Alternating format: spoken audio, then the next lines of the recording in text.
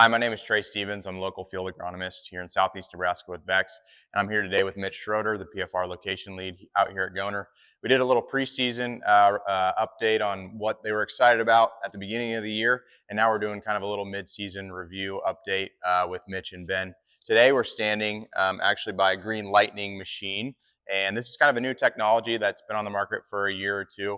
But really, in theory, what this machine is supposed to do is to pull atmospheric nitrogen out of the atmosphere and convert it into a usable liquid fertilizer form. So, Mitch, you want to kind of talk a little bit more about what we're doing this year with this new technology? Yeah, so we're actually doing two different studies. We're doing one on beans and then one on corn as well. Basically replacing our 32% UAN we typically use. So the corn study, we're doing it 2x2x2 on the planter, and then side dress, we're comparing Green Lightning versus our 32%. And then on beans, we're actually putting it on, we have put it on foliar at V4 on our soybeans because supposedly there isn't enough salt in the Green Lightning product to burn the leaves, so you can put it on any time of the year. So testing it in two different studies, two different crops. Awesome. Yeah, and you guys can come check out this machine and check out hopefully what some of the studies look like at our annual Technology Days show here in Goehner in August. Now we're going to head out to the field with Ben, the PFR technician here in Goehner as well, to look at some of the studies and some of those results that we've seen so far this year. We're out here at the farm, as you can see, and we're holding two different corn plants out here. I'm out here with Ben, the PFR technician. Ben, what are we seeing here? So these are actually from two different studies. It's the same type of study. We're looking at starter fertilizer, but they're in two different spots on the farm.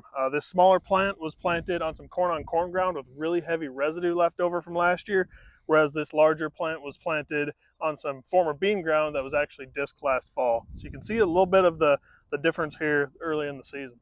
Yeah, and this is something that we've seen across the countryside, especially in southeast Nebraska, with kind of these extreme planting conditions we've had, hot and dry and windy for a little bit, and then we turned cool and wet. Definitely residues played a factor as far as the crop getting up and out of the ground. A lot on the bean ground, those corn plants look to be a lot bigger. As you can see here, root system is more established, obviously at more above ground biomass as well. But then the starter also, where we did cool off a little bit, I think maybe played a little bit into the hand of those acres that were on the bean ground as well, just continuing to boost those plants to get a little bit bigger above and below ground as well.